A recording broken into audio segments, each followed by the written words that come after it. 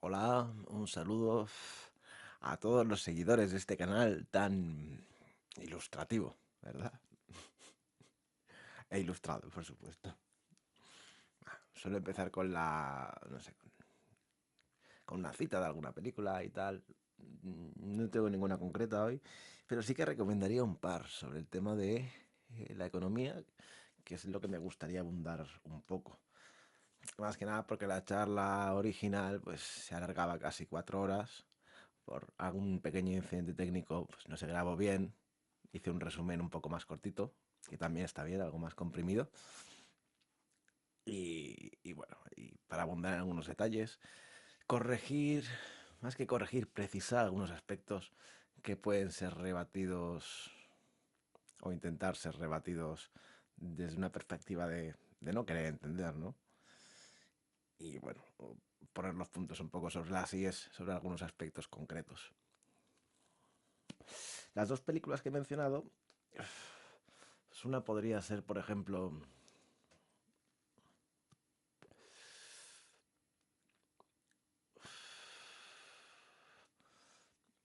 The Big Short, no recuerdo el título en castellano,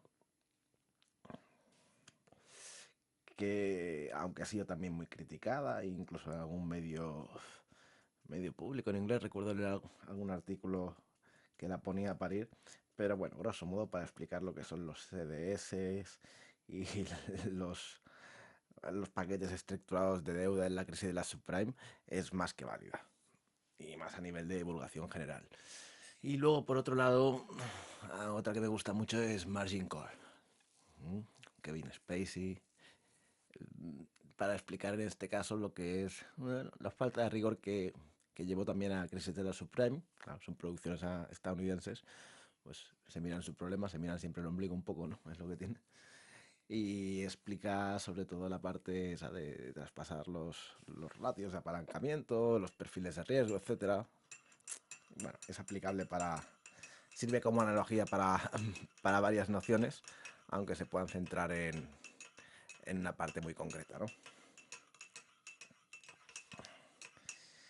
Y bueno, supongo que llamaré a este pequeño monólogo, vídeo, charla, café, la política económica, supongo. Mira, ya son las 12 en punto, medianoche, la hora de las brujas. Decía que supongo que lo llamaré la política económica, pues para variar un poco más que nada, pero es un poco un refrito de otras ideas, aportar un poco más sobre algo que haya quedado un poco desperdigado y como decía, abundar sobre algunas cuestiones. En la charla anterior empezaba un poco con el comentario sobre la bolsa y la definía como un poco como una fórmula de crédito. Y esto, claro, puede ser, puede ser materia de cachondeo. Dice, ¿no? ¿Cómo va a ser comprar una acción, ¿no? Lo mismo que un préstamo. No, desde luego no es lo mismo. Pero en resumidas cuentas opera igual. En el siguiente sentido. Y además con el agravante que voy a mencionar a continuación, que es la titulización. Cuando alguien compra una acción de una empresa, pues evidentemente no le está dando, no está prestando dinero exactamente, pero sí que le está dando ese dinero pues, a la empresa realmente, que es la que hace la emisión de acciones, ¿no? Con la salida a bolsa o con la ampliación de capital de turno. Eh, no funciona exactamente como un préstamo porque la empresa no va a devolver ese dinero. Sin embargo, sí que hay un parqué, ¿verdad? Sí que hay un mercado de valores, una bolsa de valores, en la cual esa acción tiene una cotización y el que compra esa acción, que está entre comillas prestando a fondo perdido también, entre comillas, ese dinero, espera evidentemente un retorno. O sea, decíamos en el vídeo anterior que bajo la lógica de este sistema, lo que prima es el rédito, es el hecho de obtener un beneficio. Y es que no hay más lógica que esa, ¿no? Entonces, si uno pone un dinero en alguna parte es para luego sacar más. Y si saca menos es que no ha ido bien. Bien. Entonces, bueno, es un mecanismo análogo a lo que sería conceder un crédito y luego percibir un interés. O eso se pretende. Lo que pasa es que es un vehículo con más riesgo que podría ser, pues, otros. Bien. bueno, funciona al fin y al cabo como un mecanismo de crédito. Y el agravante que mencionaba, la titulización, tiene que ver un poco con lo que sería la parte del multiplicador bancario en la banca, la creación de dinero bancario, que ya se mencionó. El agravante que conlleva es que cuando tú generas un título por un valor dado, tienes una forma, de alguna manera, de aumentar, no lo llamaríamos igual técnicamente masa monetaria, porque hay unas definiciones académicas bastante rígidas, ¿no? Con el rollo de M0, M1, M2, tal. Pero sí que de alguna manera estás generando dinero de donde no existía cuando generas un título. Y ese es el siguiente sentido. Si tú le das el dinero a una empresa y la empresa te da una acción y esa acción se puede vender por un precio, ese título, entre comillas, se ha creado de la nada, sustentado en la creabilidad, perdón, en la credibilidad o en la viabilidad, mejor dicho, de desarrollo de esa empresa y es un valor que está ahí en el mercado, que ha salido de ninguna parte emitido por esa empresa al final y que se le otorga un valor. Entonces realmente, bueno, estamos hablando de que sería una forma de dinero también, ¿no? No estatal, evidentemente, aunque sí que apoyada por el Estado, ¿no? Que es al fin y al cabo el que regula, pero bueno. Hasta aquí la aclaración de lo que es el funcionamiento de la bolsa como un préstamo, que igual, dicho de pasada y muy rápido, puede quedar un poco coja. Yo creo que con la explicación presente se puede entender bastante mejor para todo el que tenga voluntad de entender, ¿no? Porque los que no quieran entender, esos son los que no van a entender nunca. Es aquello de no hay más ciego que el que no quiere ver, ¿no? Pues bueno, pues tenemos un mundo que está lleno de ciegos. Y como se suele decir también en el país de los ciegos, el tuerto es rey.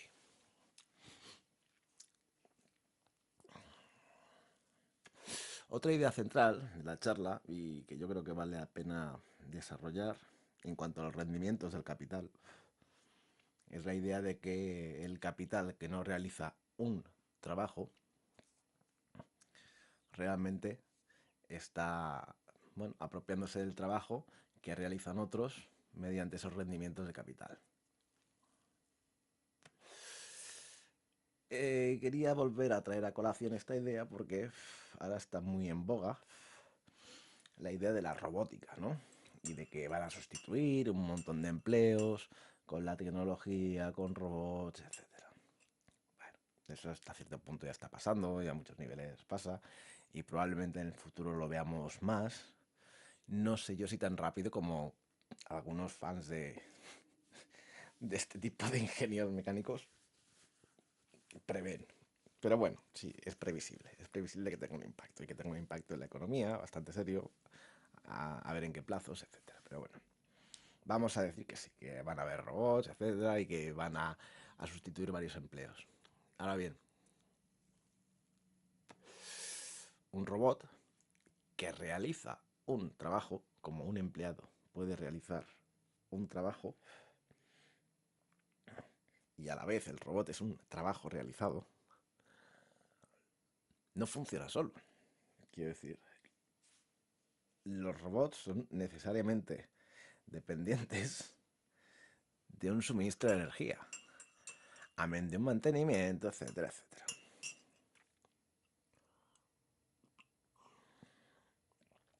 La cuestión es importante porque decíamos que el trabajo lo realizan las personas y que el trabajo no puede realizar trabajo por sí solo. Esa lógica se sigue manteniendo en gran medida, en el sentido de que el robot, que es el trabajo que realiza una persona, sigue sin poder realizar trabajo por sí solo. Sí que es cierto que de alguna manera facilita el trabajo que pueden realizar las personas en cuanto a que aumenta la productividad. Pero eso no es nada distinto de lo que hemos visto con la llegada de la informática, por ejemplo, en la segunda mitad del siglo XX. Realmente hablamos del mismo principio, de un aumento de la productividad y que luego, si uno se para a mirar, bueno, realmente no parece que repercuta en una medida significativa como para cambiar la lógica del trabajo, ¿no? El reparto de ese aumento de productividad no es difícil ver, no es difícil ver que ha sido muy desigual. Se han agilizado muchos procesos y bueno, realmente al final son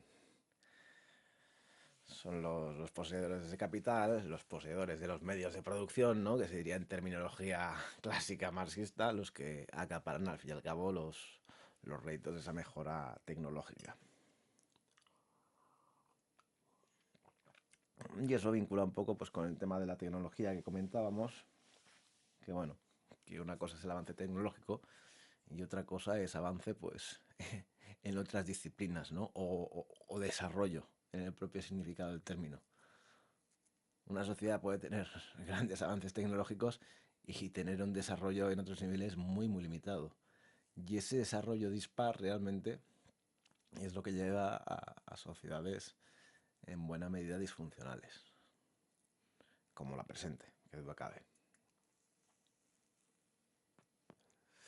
También comentamos que la economía, pues, un poquito ha evolucionado, ¿verdad? Hay unos intereses económicos, para la redundancia detrás, que evidentemente no les interesa cambiar para nada la lógica del juego, aunque vean que se está cayendo el castillo de naipes encima, que han montado. Y eso viene también en relación a una parte que quería comentar y que quedó un poco descolgada de ese resumen anterior, y es el tema de plantear soluciones, ¿no? De intentar dar una mirada un poco optimista y decir, bueno, hasta en los callejones sin salida hay una salida que marcha atrás, ¿no? Aunque también es cierto, y esto los que conozcan algo de aviación probablemente conozcan la expresión, que en algunas circunstancias hay lo que se llama un punto de no retorno. Generalmente lo marca el combustible. Si tú vas en un avión y tienes un combustible, no sé, vamos a decir, por decir algo, para 100 kilómetros o 100 millas o lo que sea, pues evidentemente cuando estás en la milla 50 o 51 ya no te da el combustible para volver a donde estabas, ¿no? Entonces, bueno, tampoco lo de marcha atrás es una solución que valga siempre.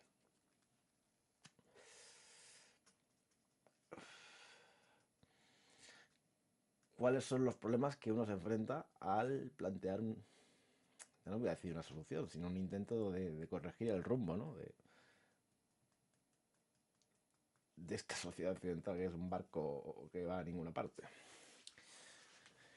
El problema es que es un planteamiento que abarca muchos niveles. Es que es un planteamiento filosófico casi. En el sentido que de la manera en la que están planteadas las cosas, en la lógica que nos movemos, no hay ni habrá solución posible. O sea, es que pasa por cambiar, la solución pasaría por cambiar las cosas desde la misma génesis de la concepción de las cosas más elementales. Se involucra el trabajo, los intercambios, en fin. Por ejemplo, una idea que no sé si mencioné y que suelo tener bastante presente. El comercio, el intercambio, ¿no? Que es en buena medida, bueno, lo que ha dotado de cierta riqueza, cierta calidad de vida a las sociedades y que ha permitido cierto grado de desarrollo. La naturaleza de ese comercio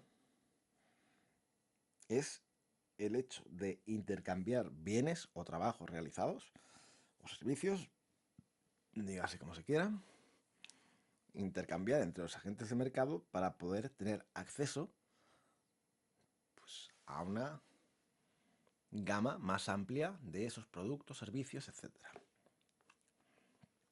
En el momento que se incorpora ambición mediante la idea, además una idea que está ahí enquistada y es inamovible, de que toda práctica comercial consiste en generar un beneficio y no un intercambio, ya la hemos cagado. Porque en el momento que alguien quiere salir ganando, es que alguien necesariamente va a tener que salir perdiendo. Y esto es teoría de juegos, porque al final es un juego de suma cero. Y dirán que no es un juego de suma cero, y hablarán de la generación de riqueza y... Paparruchas. ¿De dónde no hay? No se puede sacar. Entonces, si uno se plantea el comercio como la necesidad de hacer negocio, de obtener más trabajo del que realiza, es que se puede mejorar la productividad, se puede desarrollar la tecnología, se puede vivir mejor, pero al final, si uno quiere comerse una manzana, ha de subir al árbol. O uno o sube otro, pero... O espera que se caiga, ¿no?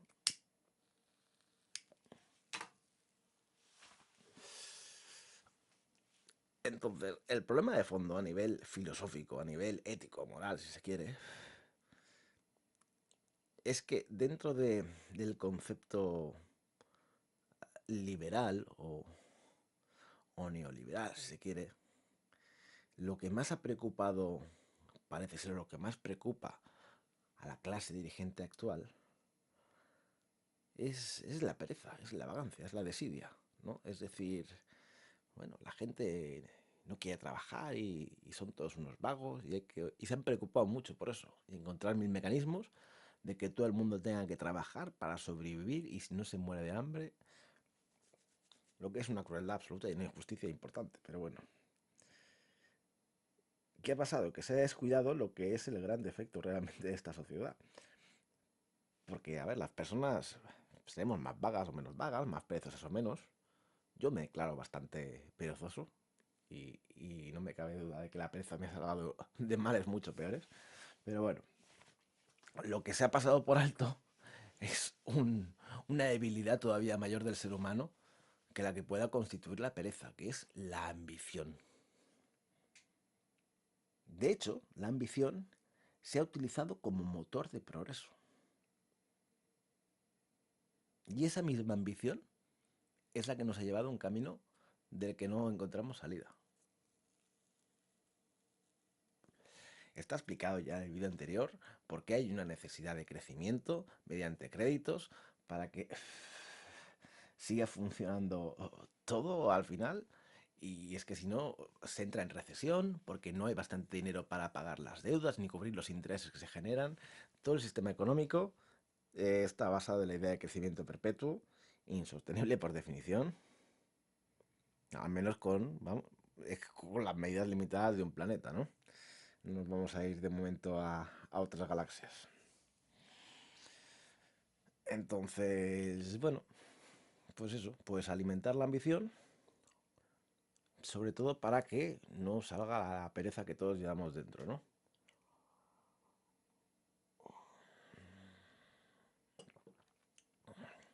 No sé, realmente, si haciéndolo al revés hubiera funcionado mejor. Pero lo único que está demostrado por los hechos, y es que lo tenemos delante, es que si hay algún diagnóstico que evalúe la causa de fallecimiento, es ese, es codicia. Además, hasta un punto deshumanizador en el que la persona media que camina sobre estas sociedades occidentales, ¿no? Y ahora es todo el mundo porque lo conozco menos, se podría catalogar de psicótico en cuanto a enajenado de la realidad y de psicópata en cuanto a insensibilidad con el dolor ajeno. O sea, una sociedad que ha creado auténticos enfermos mentales. Y ese es el baremo normal. Ese es el criterio de normalidad. El ver a una persona por la calle que está ahí, que igual no tiene ni para comer, o bueno, que no está en una buena situación y no es mi problema ni me para mirarle. Eso es lo normal aquí. ¿Qué pasa? Que uno crece realmente en ese entorno, ¿no? Bukowski tiene un poema que se llama Born into This, o sea, nacidos en esto. Realmente no, nos parece lo normal, ¿no? Son conductas aprendidas. Todo el mundo sabe que los niños al final aprenden por imitación, ¿no? Y hay que hacer una labor de abstracción bastante dura y de convertirse un poco en un extraterrestre, que sin conocer nada de este planeta, un día cae aquí, intentar verlo con otros ojos nuevos para decir, ¿realmente tiene algún sentido? O sea, ¿realmente esto es aceptable ética y moralmente? Porque claro, si uno está acostumbrado a eso, pues, no sé, es como a los olores, ¿no? Te acostumbras y luego es como si no estuviera ahí. En fin. Pero claro, si fuera de una persona lo llamaríamos una enfermedad psicológica. Cuando es la sociedad la que está enferma. No sé, no estudio sociología, pero términos tiene que haber acuñados, espero.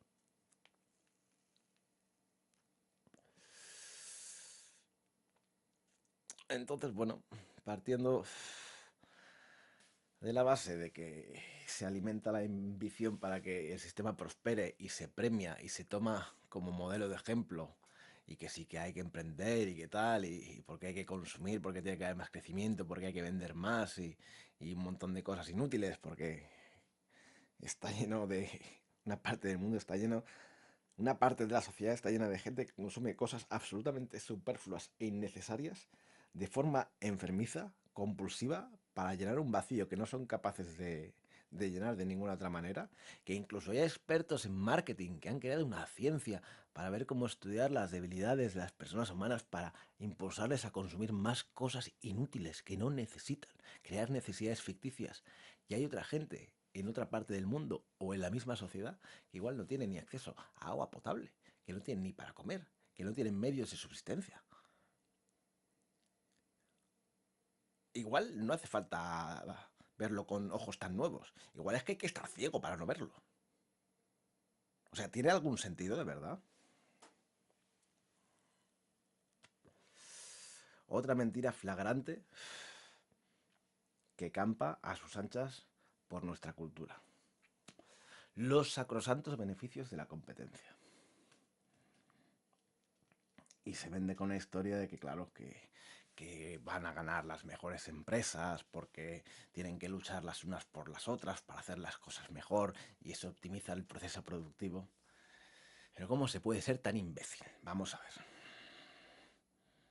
El malbaratamiento de recursos y el desperdicio que supone hacer las cosas ya no en paralelo dos veces, sino una, dos, tres, cuatro, cinco, las que en un momento dado el mercado pueda absorber hasta que revienta.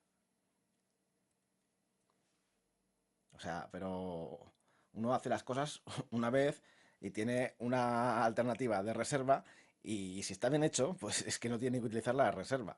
Entonces, un ejemplo muy claro, ya que estamos hablando de economía, los cajeros automáticos.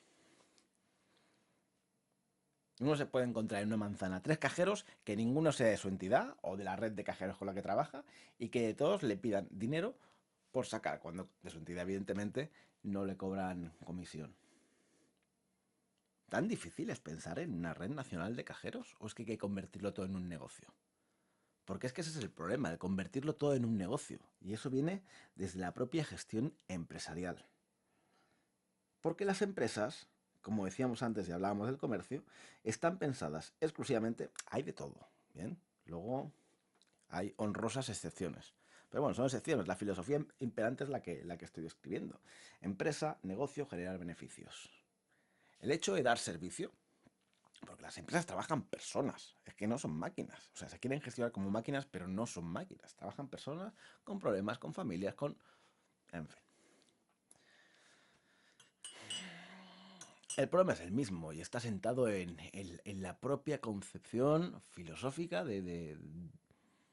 pues eso, incluso de la manera de entender el ser humano con sus fortalezas y debilidades, ¿no? Y lo que se quiere potenciar y lo que se quiere retraer. Y decía, la pereza me ha librado de cosas mucho peores. Es que, francamente, para hacer las cosas mal, mucho mejor no hacer nada. No cabe ninguna duda.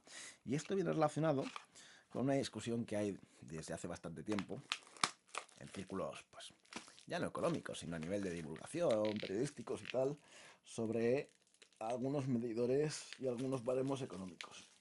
Se toma, por ejemplo, el PIB, Producto Interior Bruto, que es, digamos, vamos a decirlo, la cantidad de producción de un país en un año, por decirlo así, medido en términos económicos. ¿Bien? Muy grosso modo sería eso. Total, que se coge el producto del primer bruto y se toma a rajatabla, hasta ahora, que se ha empezado a cuestionar, como medida de prosperidad.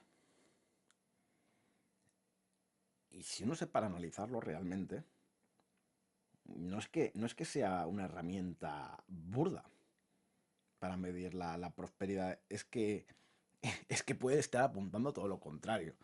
Porque claro, si uno crece su PIB, vamos a poner el ejemplo de China, que es el ejemplo del crecimiento en los últimos años por antonomasia. No está creciendo casi al 10%, me parece. No lo sigo, ¿eh? Pero bueno, por ahí, burradas. Porque es la fábrica del mundo. Es la fábrica del mundo. Está en las ciudades, que es que no ven a dos palmos, como quien dice.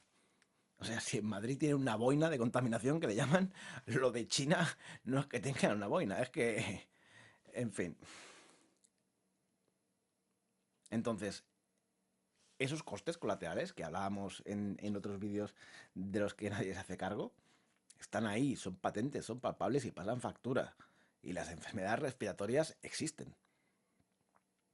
O sea, que nadie se haga cargo de ello no quiere decir que nadie pague la factura. Es que es muy distinto.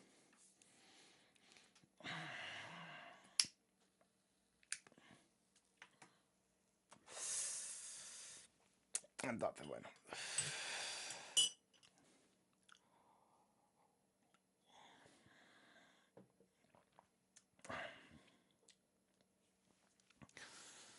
A pesar de eso, la lógica empresarial sigue siendo la misma, ¿no? Pues sacar la parte de beneficios, excluir toda la parte de costes que sea posible, eso incluye salarios, incluye costes medioambientales y bueno, y la propia filosofía de la producción, ¿no? Lo que uno fabrica. Si es que al fin y al cabo vivimos en un mundo tan de mierda que si uno se para de una forma un poco quisquillosa, lo reconozco, pero se para a analizar cualquier empleo en cualquier parte de la cadena productiva, es que no hay ni una sola parte, ni un solo eslabón de la cadena productiva que no esté salpicado de mierda por alguna parte. O sea, dedícate a lo que quieras, que vas a estar haciendo algo mal. ¿Por qué? Porque vives en un mundo de mierda y es que la mierda salpica por todos lados. El que se dedica a fabricar no sé qué porque contamina. El que se dedica a hacer no sé qué porque joder no sé cuántos. En fin, no me voy a parar desde luego a, a analizar los trabajos uno por uno. Eso, si quiere que lo haga cada cual en su fuero interno, ¿no? Que se llama. Pero yo, francamente, a mí todavía no se me ha ocurrido nada. En fin. Están las artes, sí, que mira qué bonitas. Pero bueno, claro, hacer arte mientras la gente se muere de hambre, pues no es de bonito, es de gilipollas, ¿no? En fin.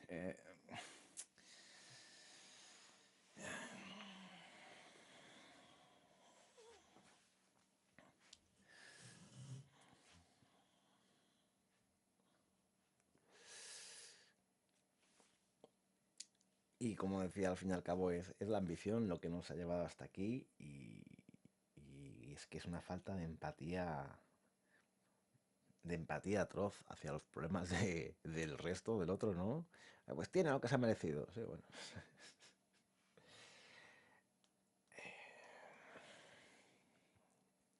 Es fabuloso cómo el egoísmo encuentra justificación para acampar a sus anchas en las conciencias sordas, ¿no?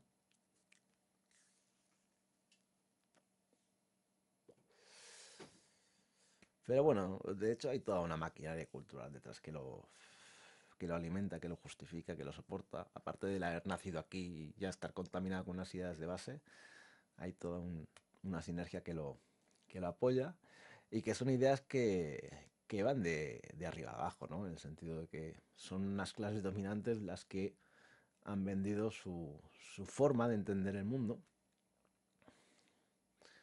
Y hace poco ha muerto David Rockefeller, por cierto, hablando de clases dominantes y de forma de entender el mundo y de gente que toma decisiones en cuanto a cómo funciona ese mundo, ¿no?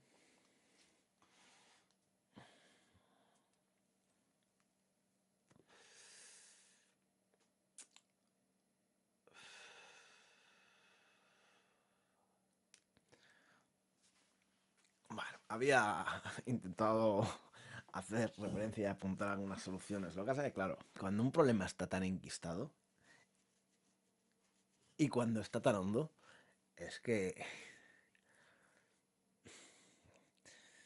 es difícil no plantearse hacer algo, algo similar a borrón y cuenta nueva. Porque realmente sí, pasará un poco, o lo que se puede prever es que haya un efecto rebote, en el sentido de que, bueno, se cese por un tiempo en ciertas actitudes, que tampoco demasiado, pero bueno, por lo que se está viendo, que se dé un margen para luego poder volver a lo mismo y darse otra vez contra el mismo techo.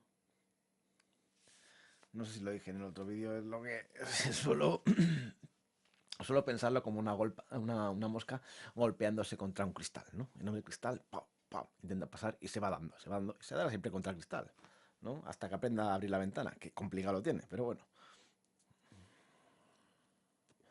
Si al menos supiera que hay un cristal, dejaría de darse cabezazos. Y es que el problema, o la solución, mejor dicho, pasa por ahí, pasa por interiorizar que hay cosas que uno no debe querer, aunque las quiera. Hace poco vi una película. Uy, voy a estripar el final. Esto es una putada. Era de Nicolas Cage. Y la conclusión a la que llegaba el protagonista, después de unas cuantas peripecias dentro del mundo del crimen, podríamos decir, era que no, en realidad no quería justicia. En realidad solo quería lo que quería.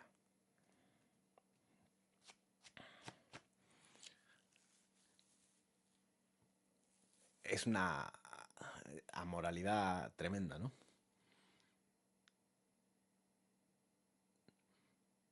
Y esto enlaza un poco con la naturaleza del comercio, ¿no? Cuando ya se pervierte la idea del intercambio para ir a ganar en la transacción. Y es que lo que gana uno en una transacción lo pierde el otro. Y es que y sigue siendo un juego de suma cero por mucho que intenten maquillarlo.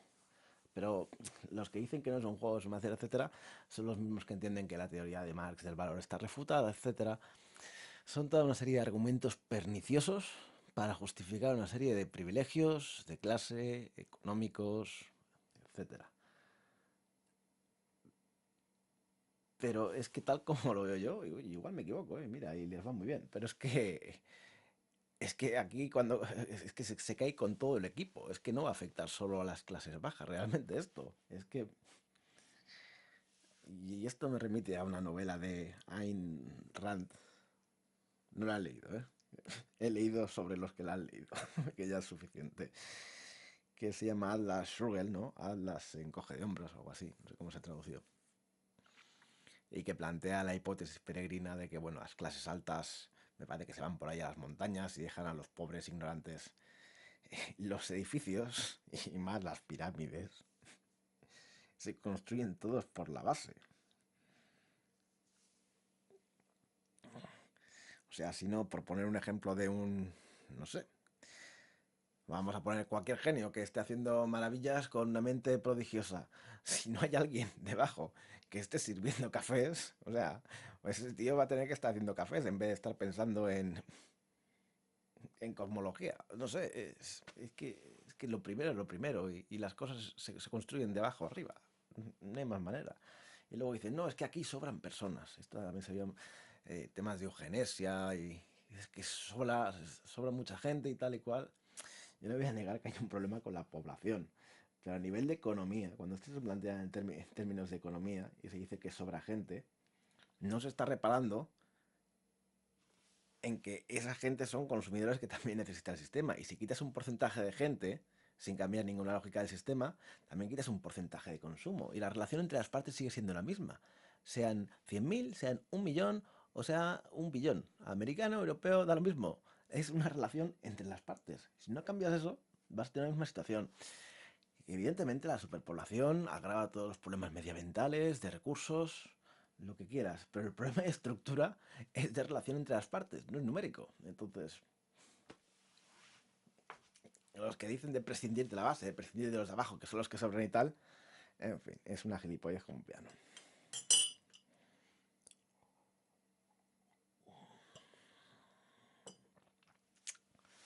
Pero bueno, pero se oye con demasiada frecuencia.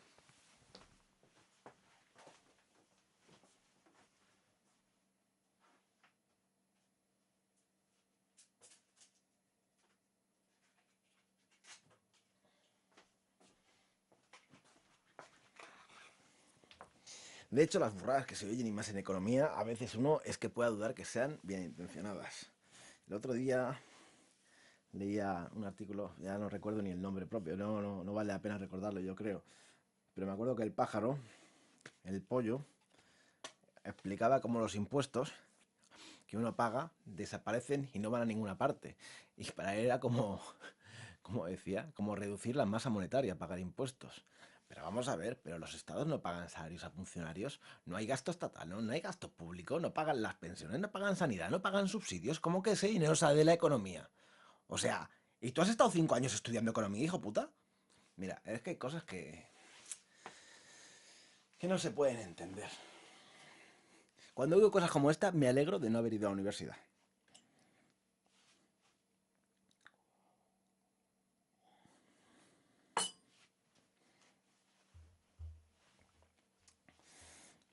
Pero bueno, intentaba tener un tono un poco más conciliador la charla, ¿no? En el sentido de buscar soluciones. Está en la base. O sea, es que es de mentalidad. Y si no somos capaces, está en el seno del alma humana. Si no tenemos la capacidad de renunciar a lo que el cerebro ese que teníamos metido dentro de reptil, de supervivencia, de avaricia, de quiero más, si no tenemos la capacidad de renunciar a esa parte de más de lo que nos corresponde, es que no hay nada que hacer. Es que seguirá siendo una guerra. Alguien dijo, y no voy a intentar recordar al autor, mejor que no, que, que la política es la continuación de la guerra por otros medios. Y es que es bastante patente, y más a nivel de la economía, ¿no? He sabido que hay pues, una cierta conflagración económica en muchos ámbitos. En el tema de la divisa, por ejemplo, con devaluaciones artificiales, en el tema de la producción, en el tema de la exportación, hasta entre los países socios. Y eso se puede afirmar claramente desde Europa. Entonces, ¿y la pelea? Al fin de todo, si peleamos por dinero, también tenemos a la cosa, es que de alguna manera parece que peleemos por trabajar menos, ¿no? O es que trabajemos para gastar, o es que nos peleamos para gastar más y para vivir mejor y lujos y... no sé. Esto es la cultura, esta es la cultura. Y hasta que eso no se encarrile, y aquí habría que volver un poco, mi opinión, ¿eh? Será muy discutible seguramente, para algunos y a algunos les rechinará un montón. Pero aquí habría que volver un poco a la moral cristiana. Sí, sí, sí, a la moral cristiana, pero a la moral cristiana no la de los obispos con anillos y con iglesias forradas de oro. No, no, a la de austeridad, pero austeridad bien entendida. Vamos a ver. La austeridad no significa renunciar a la salud, ni renunciar a la sanidad, ni renunciar a una educación de calidad. Vamos a ver. Austeridad significa renunciar a lo superfluo, no renunciar a lo básico. Austeridad significa renunciar a las putas, renunciar a las cocas, renunciar a los coches de lujo. Eso significa austeridad. Me parece que algunos o no lo entienden o no lo quieren entender o dicen una cosa y hacen la otra. Y en cuanto al toque religioso, pues que cada uno le quede, bueno, yo tampoco tengo una idea muy específica. Pero sí que creo que históricamente, hombre, hay en la religión es un papel relevante que no se puede que no se puede ignorar, ¿no? Y que llega hasta nuestros días. Pero bueno, también son fuente de muchos males. Solo hay una cosa por la que se haya matado más que en nombre de Dios. Solo hay una cosa, yo creo. Y es en nombre de la libertad. La libertad, ese bien incuestionable. De ahí que la hegemonía cultural actual pues sea la del liberalismo económico. libertad para explotar, libertad para que se puedan generar más beneficios a costa del trabajo de los demás. La Unión Europea, por ejemplo, como se constituyó en un principio, era un espacio de libre circulación económica. Lo de la libre circulación de personas vino después, y como que no tanto. Entonces, la libertad necesariamente, a nivel de derecho, se concibe, se comprende que ha de tener necesariamente unos límites. Es aquello de mis derechos acaban donde se empiezan los del otro.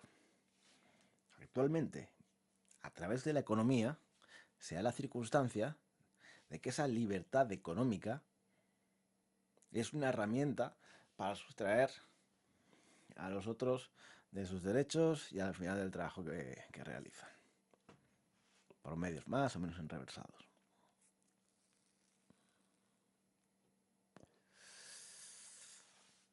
Pero bueno, no es que, yo creo que es que no, no es que no se entienda, porque a ver, no es tan complicado, es que no se quiere entender. O vamos a hacer un análisis psicológico un poquito más profundo. Es que la gente, que tendría que poder entenderlo, consigue engañarse porque obtiene una serie de réditos de creerse su mentira. Y es el hecho de justificar pues un determinado nivel de vida, una serie de privilegios, una serie de... Entonces, claro, las mentiras dulces cuelan muy bien, ¿no?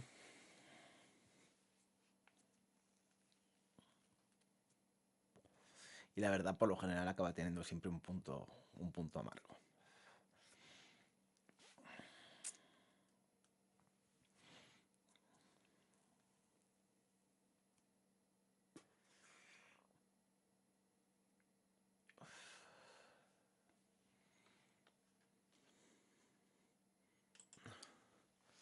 Un ejemplo sobre la autoridad que creo que es bueno poner y que, bueno, probablemente mucha gente sepa, pero está bien recordarlo.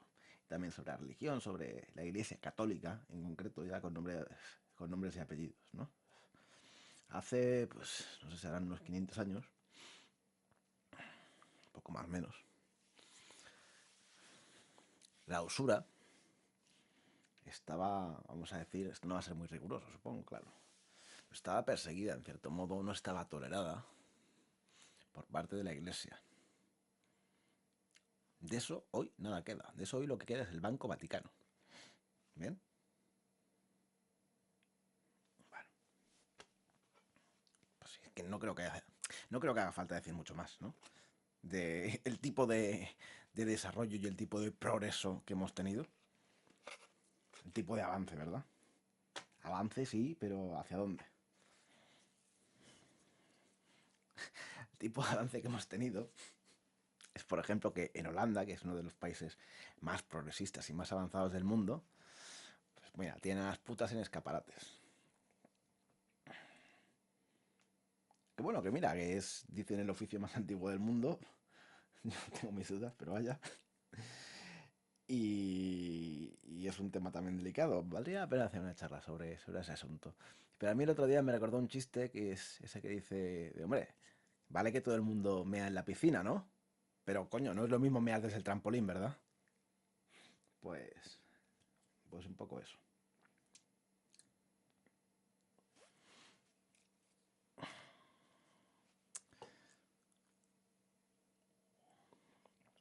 Y en ese tipo de progreso estamos.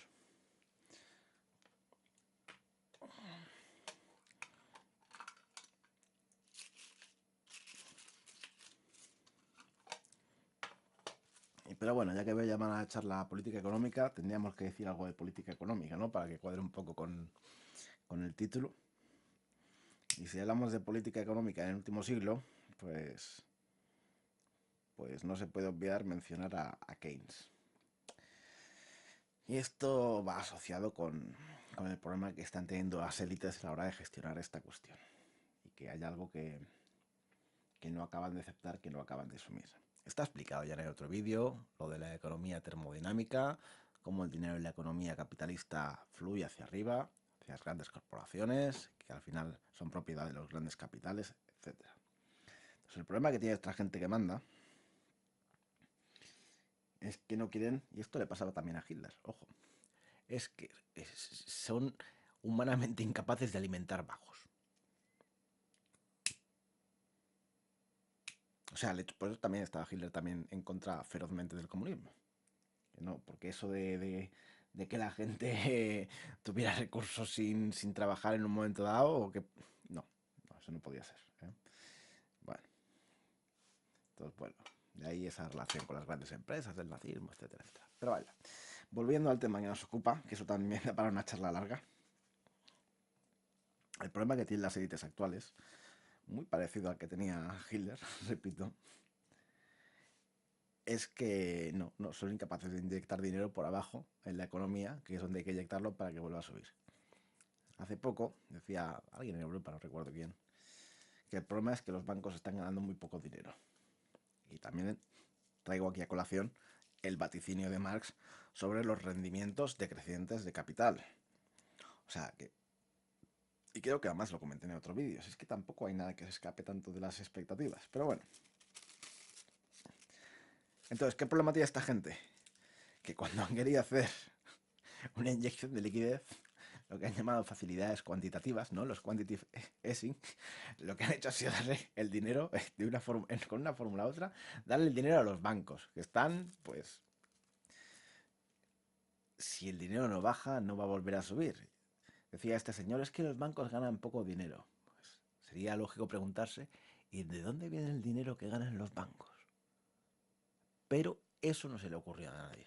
Fíjate tú que son todos muy inteligentes, tú, todos con 3.000 másteres, con 3.000 doctorados, y no sé, o no tienen ni puta idea de nada, o es que no quieren soltar un duro. Una de dos. O igual las dos, ¿no? Y bueno, ese es el egoísmo voraz que campa a sus anchas por el mundo. O sea, es que yo no lo entiendo. Vamos a ver. A todo el mundo, en un principio, le puede parecer razonable la idea de que uno, pues, que tenga derecho a disfrutar del producto de su trabajo, de lo que es capaz de trabajar y producir.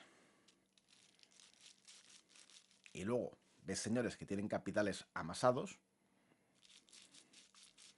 con los que podrían comprar prácticamente un país, o que supera la producción, el PIB, la producción anual de varios países. Entonces ves a ese tipo, y estoy pensando por ejemplo en Bill Gates, tío muy listo seguro, un oportunista de cojones, pero bueno, con sus gafitas ahí, con sus dos bracitos, ¿no? Su pelado un poco retro, con dos brazos, 5 dedos en cada mano, 2 piernas, 5 dedos en cada pie, ¿verdad? Y dice, coño, ¿y ese tío ha podido trabajar tanto para hacer todo eso? ¿O es que hay una serie de mecanismos especulativos, oportunistas, semi-monopolísticos que facilitan que toda esa diferencia que pueda haber entre el trabajo de uno y el trabajo de otro se vea magnificada y distorsionada, pero de una manera atroz? Vamos a poner otro ejemplo, un hombre de fortuna, el señor Trump, ¿no? Que acaba de ganar las elecciones en Estados Unidos, que tiene un imperio inmobiliario, y dicen que con 4 duros hizo su primer millón, que le prestó su padre, tal. Vamos a ver. Yo no digo que tenga una capacidad de trabajo seguramente impresionante, seguro que sí, que se haya dedicado toda la vida a amasar su fortuna. Pero vamos a ver, si ese hombre tiene que dedicarse a hacer todos los edificios que posee, yo en tan buena forma no lo veo. Entonces, ¿qué es lo que entendemos por el producto del trabajo de cada uno? No entendemos que hay una economía que lo intermedia de forma engañosa y que distorsiona, aparte de que no hay una igualdad de oportunidades de base, porque no la hay. Tan difícil es ver que hay una distorsión brutal de lo que es el producto de su trabajo. Es que partiendo de la propiedad inmobiliaria, de lo que es la propiedad del suelo, es una propiedad que se ha defendido, se ha conquistado por las armas, entre países, entre personas. Viene desde el medievo, si no desde antes. Una persona con 2 brazos y 2 piernas, si está en medio del monte, pues coño, se pone un par de ramas para no mojarse cuando llueve. Y eso se llama casa, ¿verdad? Aquí no, aquí te tienes que hipotecar toda la vida para tener esas dos piedras juntas que llaman casa. Que en realidad es una cárcel y te la tienes que pagar. O sea, te pagas tu celda.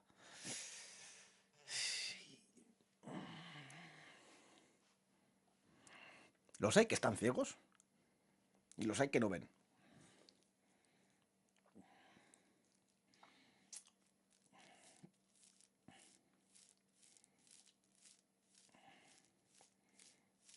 Pero todo sea en nombre de la libertad.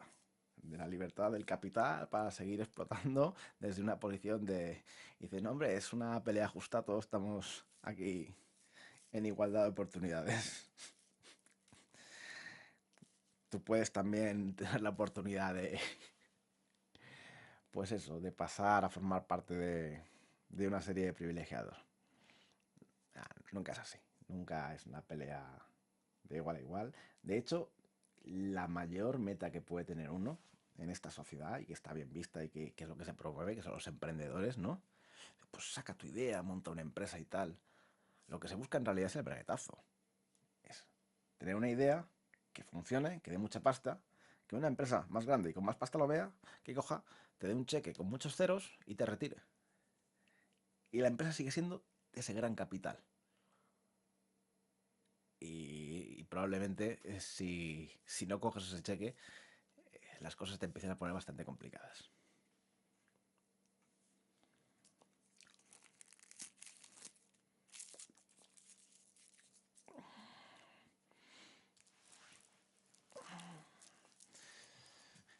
Entonces, bueno, que al final los que promueven la cultura del esfuerzo y hay que trabajar, no se puede ser vago, tal, no se puede dar dinero a la gente que no trabaja, al final, joder, sean los rentistas, pues no, no es que sea irónico, es que es el mejor ejemplo de hipocresía que puede haber, ¿no?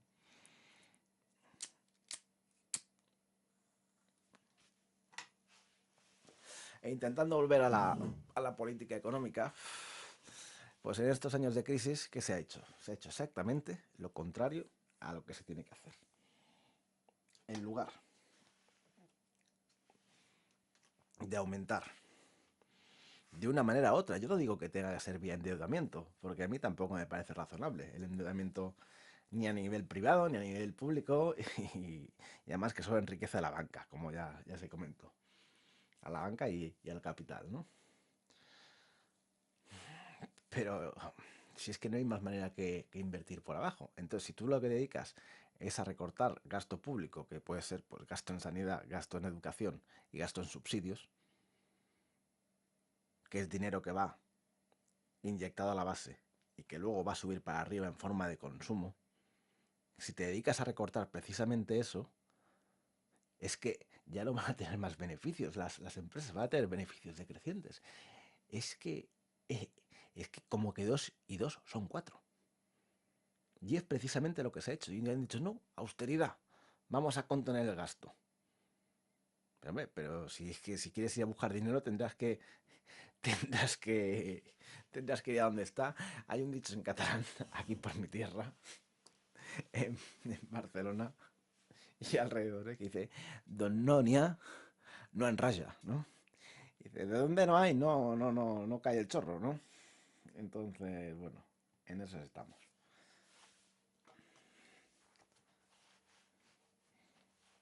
Entonces, como uno es humilde por naturaleza, tiene que pensar, tiene que pensar que no es el único que ha aprendido esto.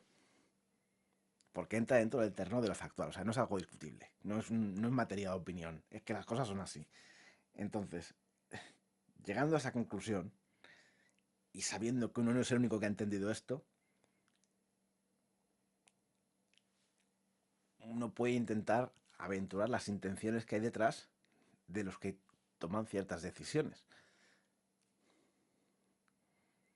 Y es que llegados a este extremo, no se me ocurre ninguna buena. Así como la globalización tan criticada, pues francamente tiene una parte muy positiva, y esto también les puede chirriar a algunos bastante. Tiene la parte positiva de que, bueno, va moviendo la producción a los países con costes laborales más económicos, ¿verdad? Por lógica empresarial. y quiere decir que ese tejido industrial, que al final genera puestos de empleo,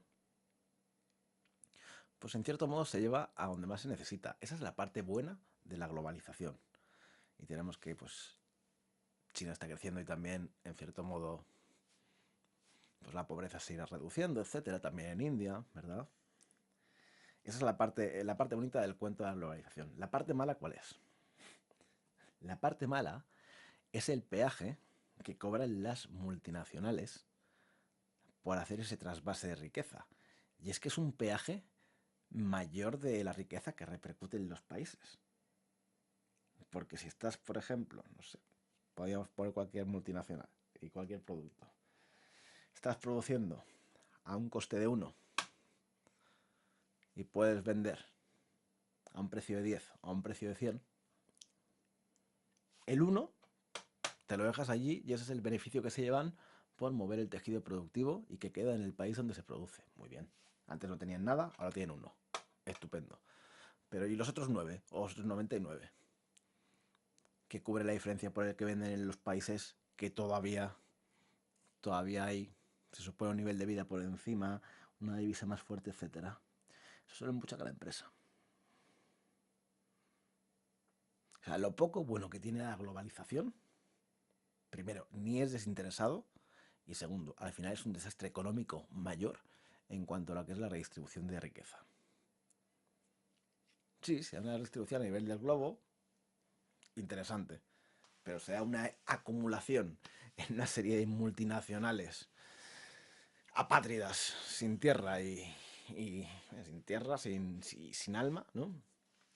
Me parece mentira que al final las formen personas. Pero bueno, personas que no ven más allá del próximo trimestre, del bonus que se van a llevar, de que tienen que pagar el chalet o el viaje o el coche o los lujos o en fin.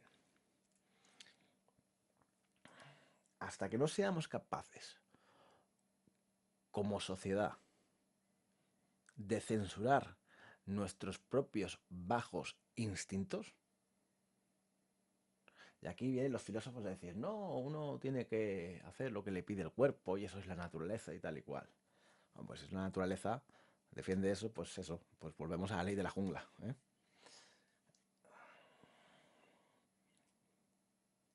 Y es que si no somos capaces de dirigirnos y cortarnos un poco en las cosas que dicen, hombre, esto no, porque veo que estoy jodiendo al otro, ¿no?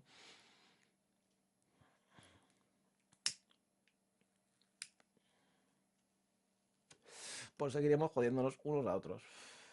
Y esa es la dinámica en la que vivimos. Entonces, no sé, uno tal vez en esa circunstancia se pueda plantear el hecho de decir, no sé, ¿y para qué me voy a poner a investigar física de partículas? Si luego, ¿qué es lo que hacen? Bombas de hidrógeno, de plutonio, de uranio, no sé. Para eso hay que hacer ciencia. Para eso vale la pena. O no sé, estudiar mi ingeniería industrial. ¿Para qué? Para fabricar mierda.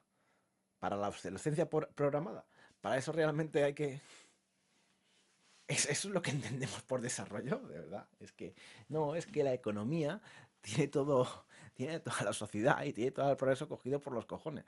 Es que no vale la pena hacer nada, sí. Por eso decía antes, respecto al PIB. Es que a veces más vale no hacer nada.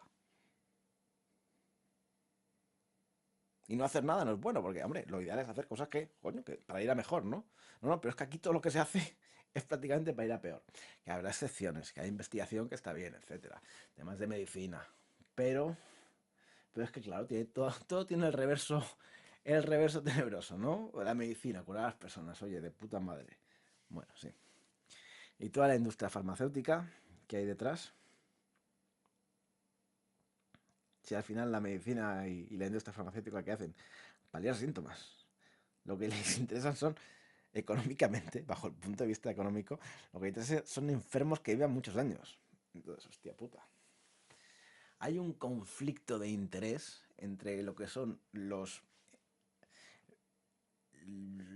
deseos legítimos o loables o deseables de las personas de, joder, de ir a mejor, ¿no? Un poco, sin tener que joder a nadie. Y luego otro opuesto que es un poco la ambición y la codicia. Y eso es un choque frontal y es una pelea que hay dentro de cada uno al final. Y si esa batalla dentro de las personas y luego como consecuencia culturalmente no se gana, las cosas no pueden ir para mejor. Y si no nace en una sociedad que tienes que ser más, tienes que tal, tienes de competencia también desde, además es que desde pequeños.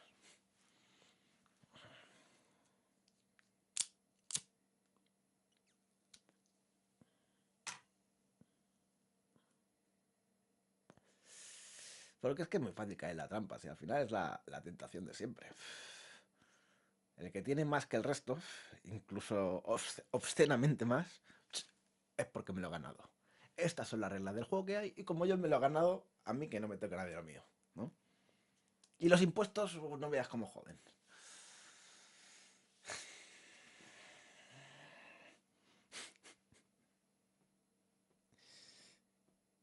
Ay. La suerte que tienen es que no son capaces de ver lo patéticos que son.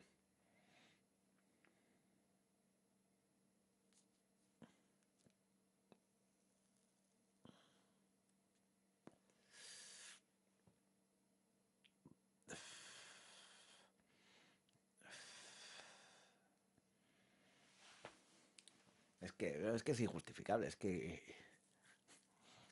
le puedes contar ese cuento a alguien que no tiene acceso a agua potable. Pero vamos a ver. Y luego, claro, también está el rollo de las ONGs, lo que llaman chantaje emocional, etcétera. Que también es una manera de justificar el egoísmo, ¿no? Mira, ya vamos una horita. Ya será cuestión de ir plegando.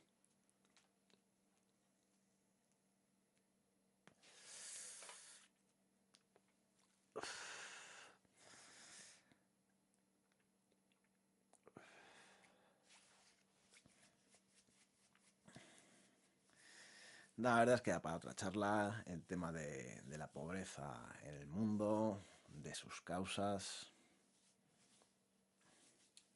Y es que el problema de muchos problemas es la incapacidad para diagnosticar y acertar correctamente con las causas. Y si uno no ataja las causas o no las quiere atajar por X motivos, nunca va a conseguir solucionar el problema.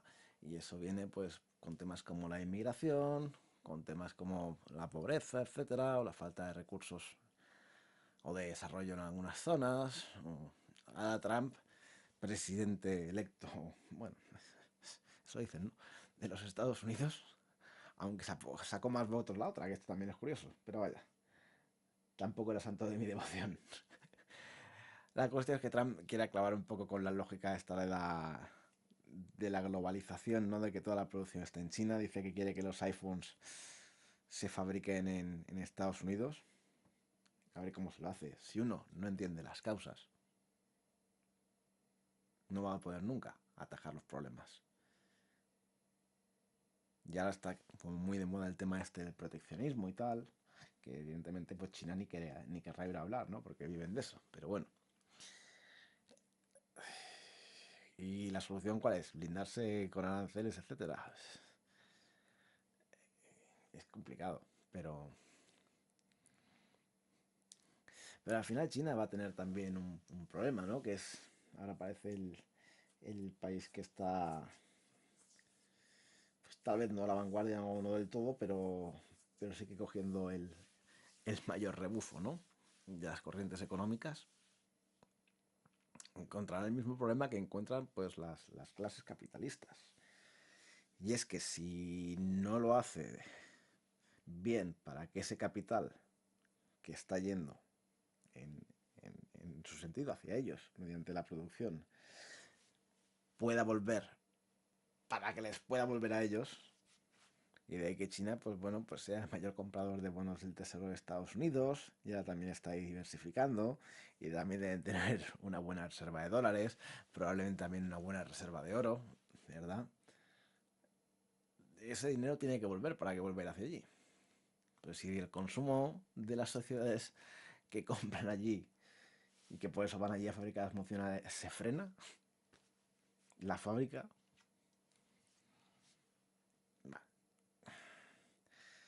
Problema China tiene con el medio ambiente, ahora parece que están parando las centrales de carbón.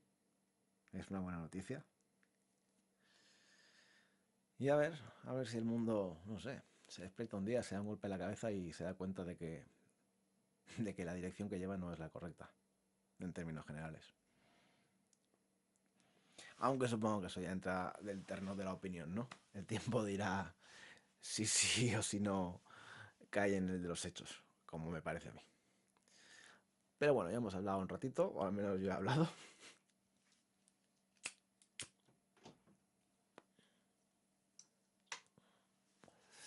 Y me quedan algunos temas pendientes para otras charlas. Tengo por ahí apuntado para hacer una sobre la